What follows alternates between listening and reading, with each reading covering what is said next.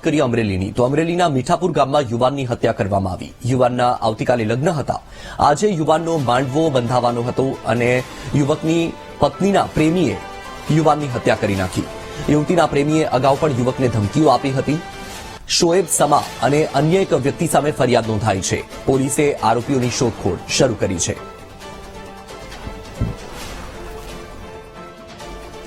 માથામાં પાઇપ મારેલી અને હૃદય ઉપર ઘા કરેલા, મોઢા ઉપર ઘા કરેલા, આ એરા બનેલ છે. સરકાર પાસે મારે ન્યાય ખાતા પાસે લેવો. સરકારે બહુ મને ન્યાય દે. મારા દીકરા આ થઈ ગયું છે, આ ઘટના બની છે. કા એને ફાંસીની સજા, કા આજીવન જેલ પડી છે. અને શા માટે આવું થયું, શું કહેશો? એના પરિવારમાં સહારવેલમાં છોકરી બાબતથી આ હતું ને મારો દીકરો નિર્દોષ આ કેસ બન્યો છે. છોકરાનું નામ શું છે? વિશાલભાઈ.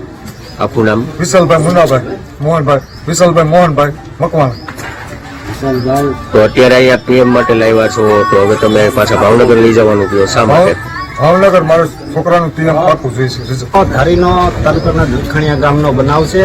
ગઈકાલે સાંજના 6 ની આજુબાજુ આ મર્ડર કેસ થયેલો છે, જેમાં વિશાલ મકવાણા કરીને છે.